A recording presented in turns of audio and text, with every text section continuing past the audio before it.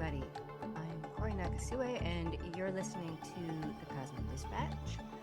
Today, I'm going to do a really quick and dirty forecast rundown of the major aspects of December, and I'm going to talk a bit about Mars retrograde. On December 6th, Mars goes retrograde in the sign of Leo.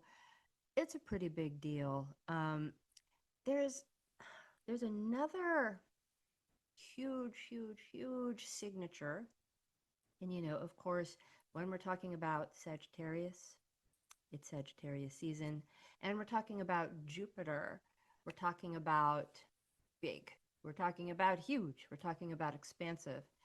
And the other huge deal in December is this opposition between Mercury in Sagittarius and Jupiter in Gemini. Jupiter in Gemini is retrograde right now, and I'm recording this on November 24th, and Mercury goes retrograde on November 25th. So as I'm recording this, Mercury is pretty much just hanging out. It's still. And this is actually, okay, I'm going to get very Mercury retrograde on you right now. This episode that I'm recording is actually a part 2 in how I'm delivering Sagittarius season this year. But it's going to come out as a part 1. And I recorded part 2 yesterday, and it was great. I had a guest. I had my friend Anastasia on, who she's been on the show before, and she has Sagittarius all up and down her chart. She has Gemini in opposition. She has stuff going on there, and she has Mercury in Sagittarius, which is what we have now. And that conversation was, first of all, it went on for 2 hours, so I couldn't get into like the nitty-gritty details, just like, what's happening, like the list of things hitting the marks, because for those of you that know, Sagittarius wanders, it meanders, and when you put Mercury in Sagittarius, which is in its detriment, and it's preparing to go retrograde, that just kind of amplifies that expression. And as an episode, I just think it's a really good example of the way Mercury in Sagittarius expresses, especially when Mercury is it's in the sign of its detriment. It's preparing to go retrograde, and it's opposed to Jupiter, which is the ruling sign of Sagittarius. But Jupiter itself is retrograde in Gemini, which is the sign that Mercury rules. And you might be like, wait, what? This is very confusing. And exactly, that's the point. And so we meandered quite a bit, but I didn't get to hit, like, I didn't get to do the Gemini. We did a lot of the Sagittarius. I didn't get to do the Gemini of this is what's happening. Here's the laundry list. Let's go back and forth between different ways to look at this, different perspectives, bam, bam, bam. So instead of bam, bam, bam, the bam, bam, bam of Gemini, we had this like this curvy coming in and out of focus, pulling new things in, going on detours.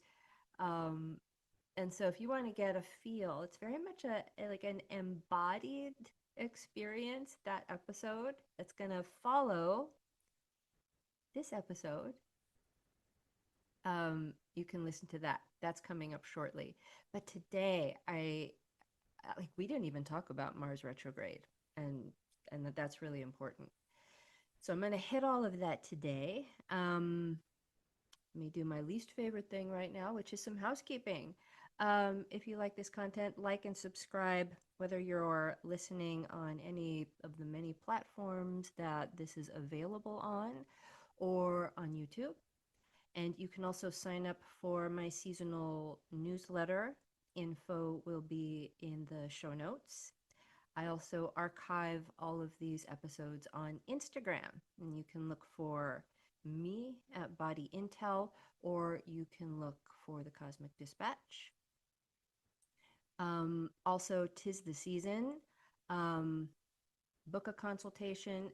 They make great gifts.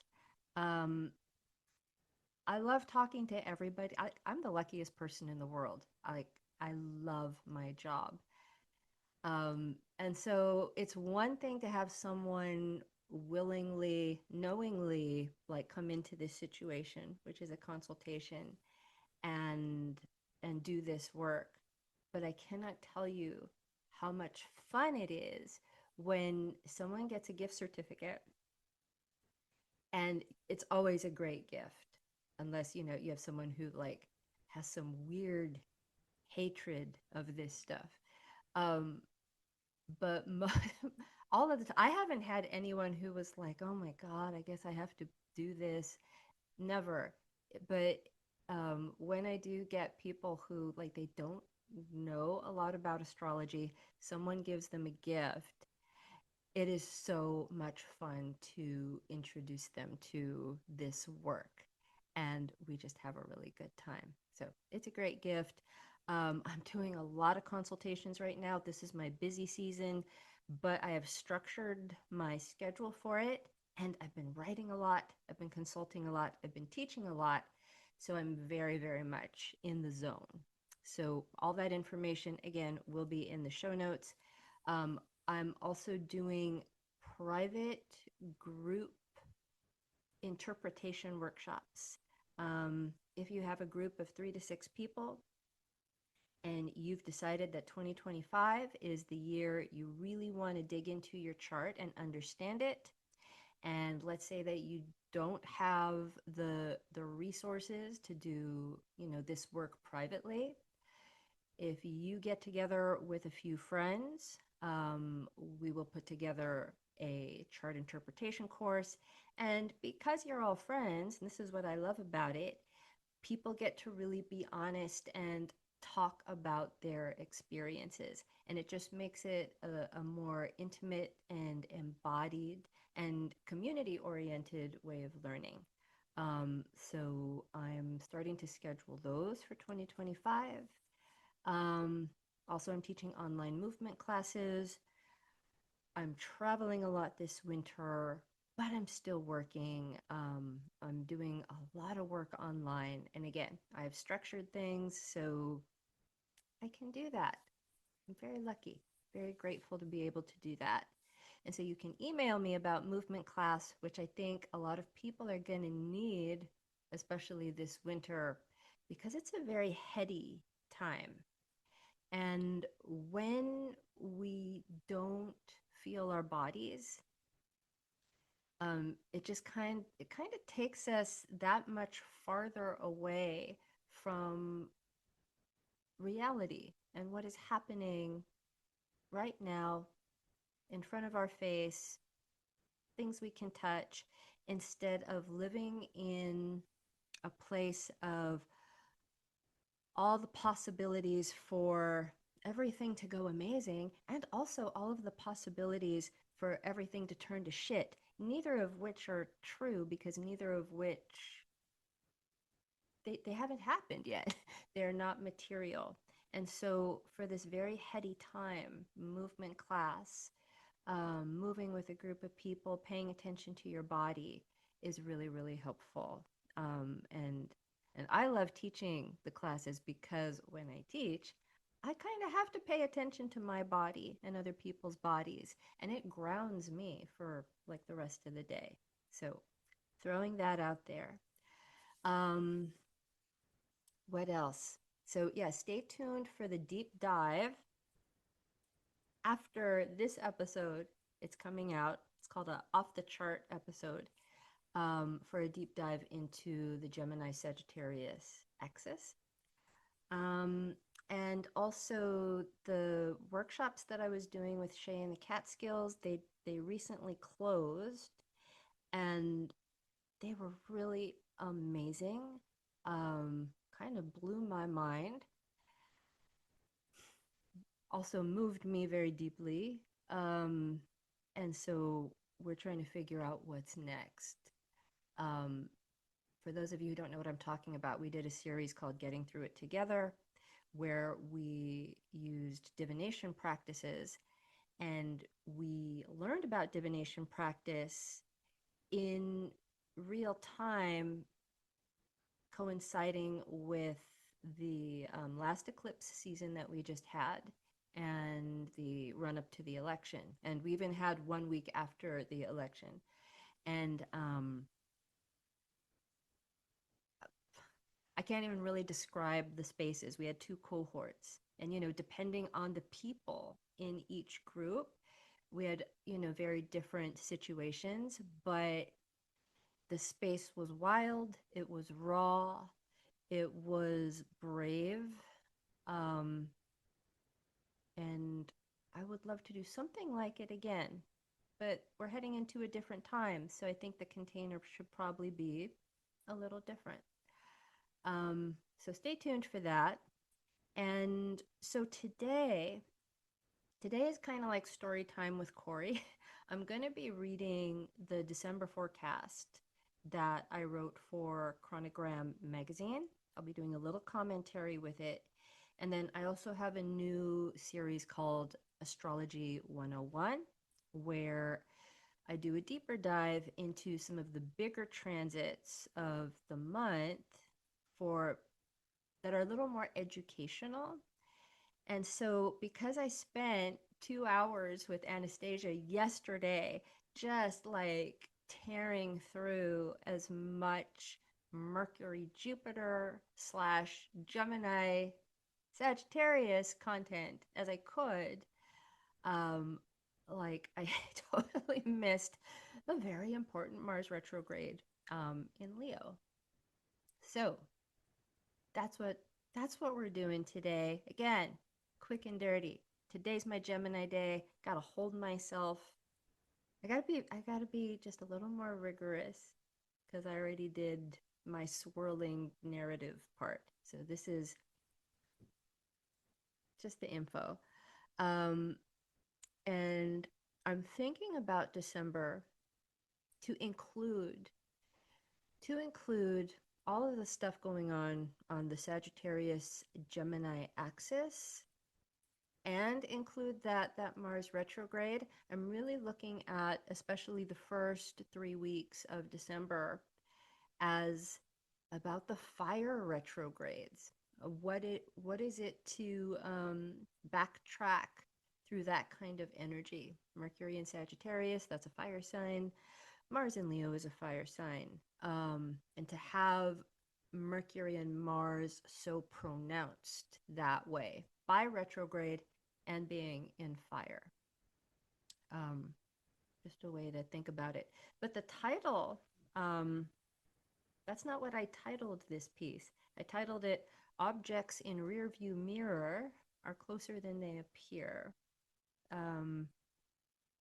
Because we're not quite done with the stuff that we were dealing with in the early part of November. It was in the early part of November that Mercury entered its shadow. And so when it goes retrograde, it's going to go back over all of the stories and the content of earlier in November. So that should be fun. I don't know. It's going to be what it is. So here we go. This month, 4 major celestial bodies pause and change direction, and we get 2 new moons. That's a bit unusual. We get a new moon like on December 1st, and we get a new moon on December 30th. So it's bookended by these new moons, which I think is really interesting.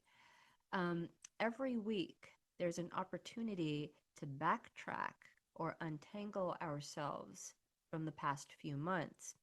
December opens with a new moon in Sagittarius on the 1st.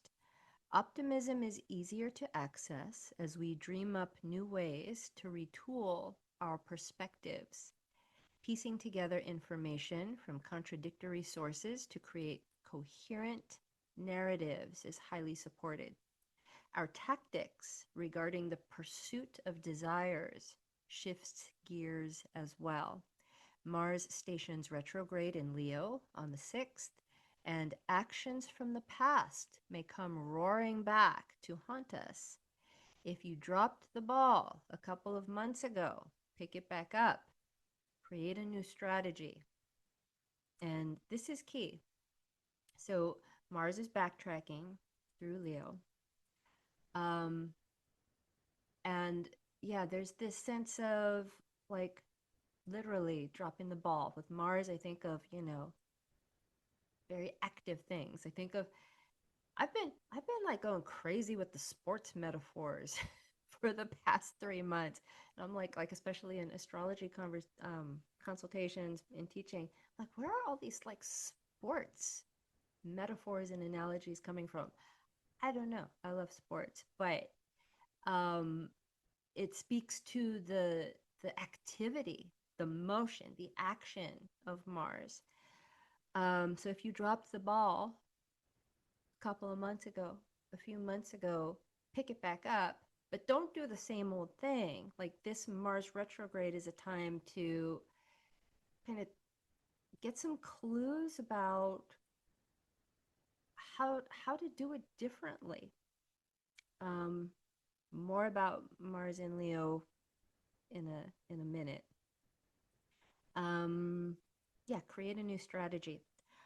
On the 7th, Venus leaves conservative Capricorn for rule-breaking Aquarius.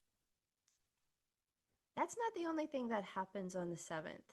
So I want to talk a little bit about this. I talked about it in the 2 hour plus episode with Anastasia yesterday, but I want to talk a little bit about the 7th.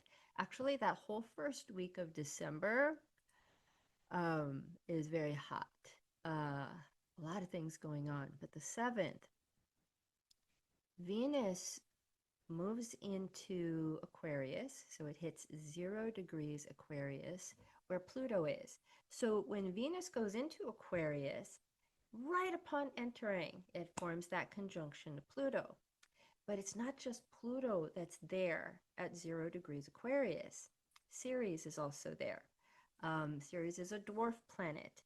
And when you characterize that triple conjunction, Venus, Ceres, and Pluto, all at 0 degrees Aquarius, you basically have the cast or the main protagonists of the Persephone myth. And so for those of you that are familiar with the Persephone myth, I would watch for themes in that story. And I won't go, I'm trying to stick to being quick and dirty. So, but you can look up the Persephone myth, and it's available all over the internet.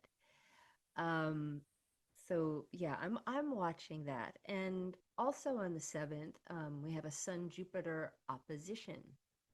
So that's a really big day. I don't know if anyone has a birthday on the 7th. Um, but I have that day circled. Um, but speaking more specifically to Venus and Aquarius, necessary shakeups in relationships might happen, but sometimes relationships need shaking up. And in Aquarius, um, it's quite literally like a breath of fresh air. Like Venus in Aquarius can be the antidote to too much togetherness, too much, like a smothering type of situation, or being in a rut, like you're doing the same old things all the time. When Venus comes into Aquarius, especially configured to Pluto, it's like we're not doing this anymore. And it can be like just that sudden. Like, I'm done with this, or I need some space. You need to leave some room. Like, what did they say at like religious schools when they have like school dances and you're dancing too close and they like push the kids apart? And it's like, leave some room for God.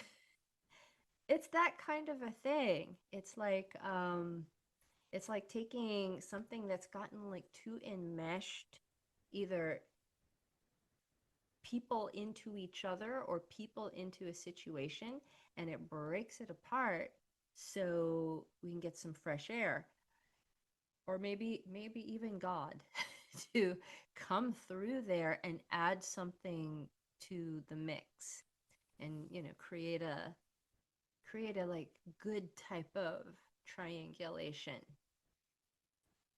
And I really want to talk about triangulation, and I'm not.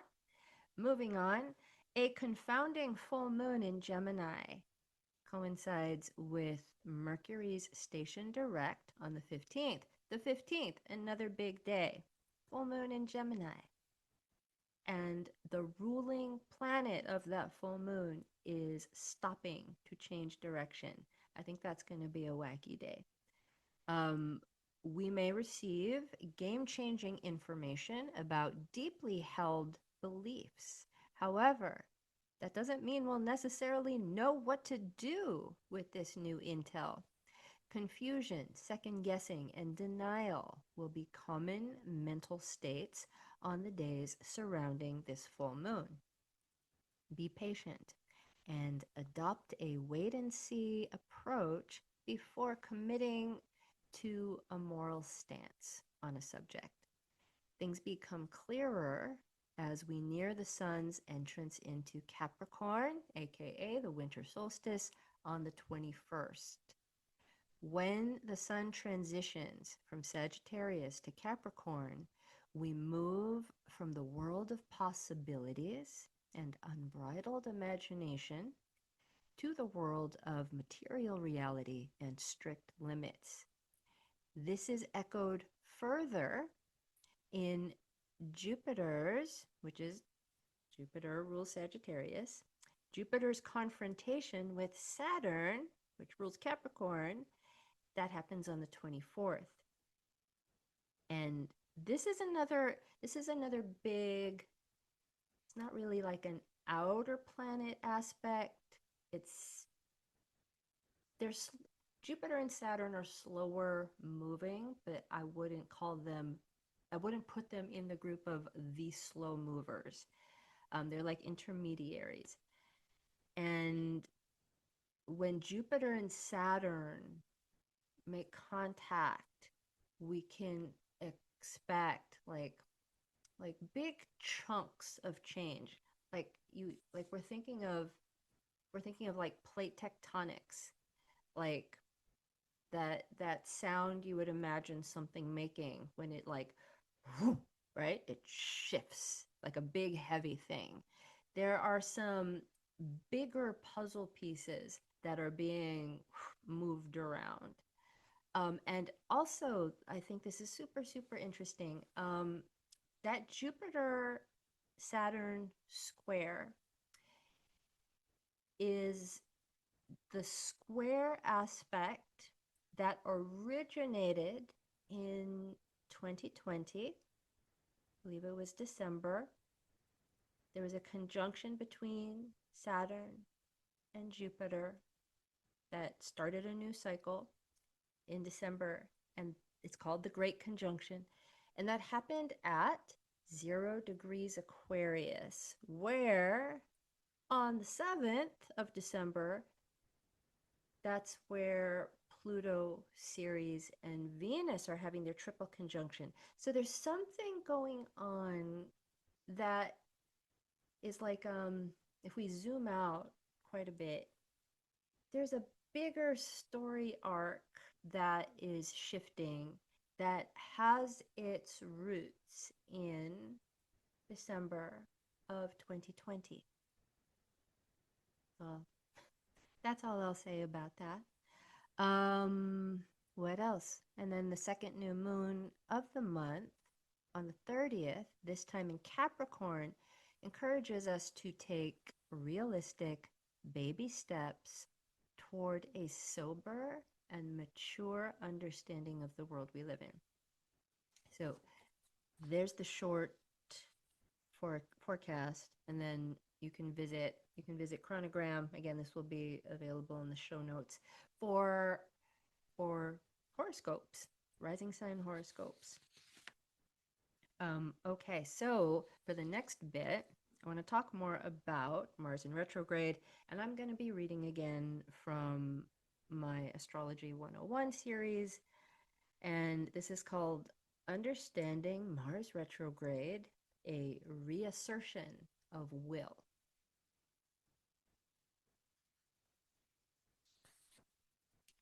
Okay, here we go. The planet Mars has an intriguing retrograde coming up.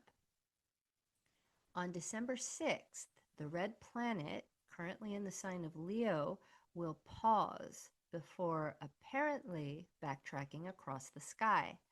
When planets, quote unquote, turn retrograde, they don't actually change direction.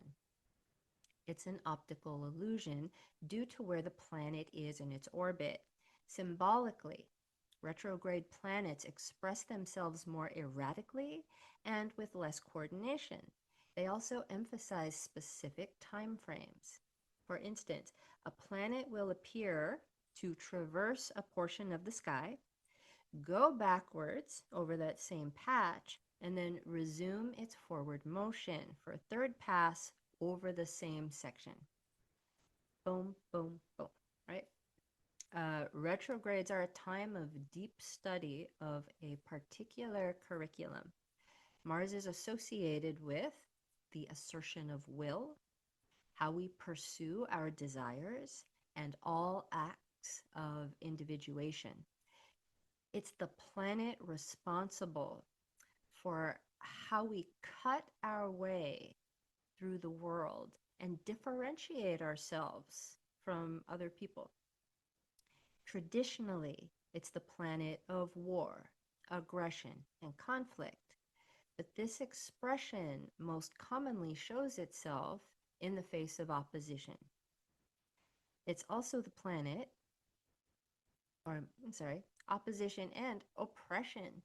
I'm going to just make a little comment here on that, just to be a little more clear about that.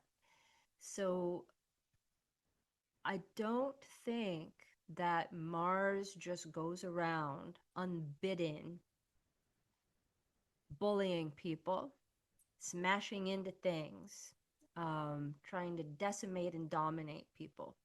I don't think that that's like what it does. It differentiates. It rubs up against. It creates friction. But when Mars is pushed or oppressed or has some other wound that is not healed around those things, then we get this this killer Mars, a Mars that like actually aims to hurt. Just wanted to clarify that. Where am I? Oh, it's also the planet that astrologers study to ascertain a person's relationship with anger and sexuality. All of the hot, agitating, and exciting feelings that put us in motion and inspire us to be active players in the contests of life can be attributed to Mars.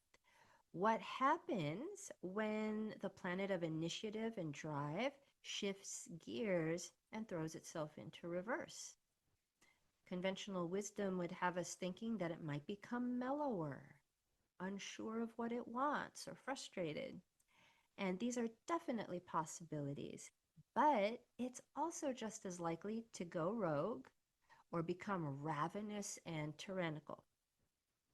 As with all retrogrades, the planet's attributes are amplified, but the experiences are dependent on the individual people or events expressing them. Retrogrades are a refining process. We can think of this time as an opportunity to revisit how well or poorly we have advocated for ourselves in the past. How do we process anger? What's our relationship with the urges to dominate and separate? One of the things that makes this retrograde particularly complex is that it travels through two signs. From December 6th to January 6th, 2025, it retreats through Leo. Then it continues to backstroke through Cancer until February 23rd, 2025.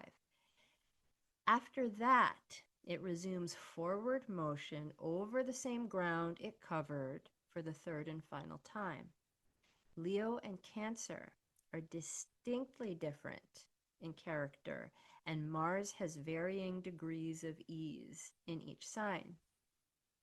Mars is comfortable in expressive and individualistic Leo. It can put its energies to work in a straightforward way. Plenty of energy is available to create objects, images, and events that bear one's unique signature.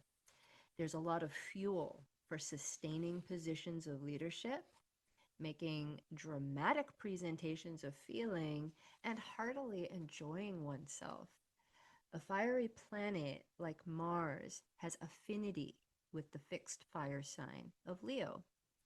On a bad day, this combination can look like self-aggrandizement, social climbing, and profound ego sensitivities.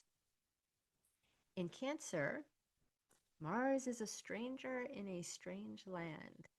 One of Mars's principal archetypes is the warrior. And in nurturing, receptive, watery Cancer, its expression can be quite awkward. It's not that this placement is useless.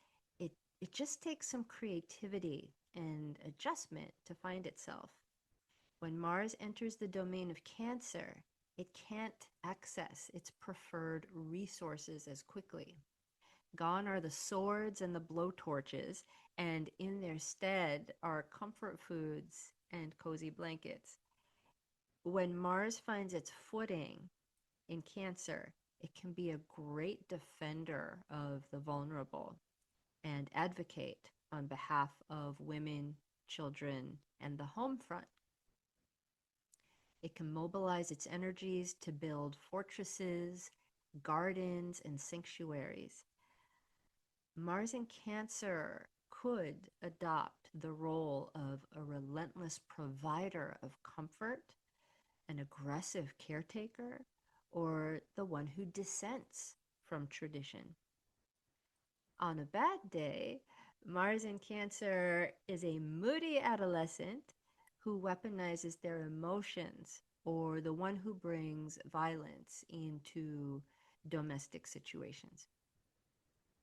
The most glaring signature of this Mars retrograde process is its meetings with the Lord and death, the Lord of death and rebirth, Pluto. On January 3rd and April 26th, 2025, that happens. Mars in Leo will confront Pluto in Aquarius by opposition, urging us to dig deep for hidden sources of power. These two meetings stem from a first encounter in November 2024 when Mars was in Cancer and Pluto was in Capricorn. By working with this Mars retrograde process, we'll be more able to discern when our power is an imposition, when we give it away, and how we respond to our perceived enemies. And that is that. That's December. I think I kept it pretty tight. And that's all. I guess I'll see you next time. Don't forget, there's a more unwieldy, travelogue-y episode. It's called Off the Chart. Gemini, Sagittarius, coming up after this one if you'd like to take a further dive into those energies. And yeah, that's what I got for today. Take care, and I'll see you soon.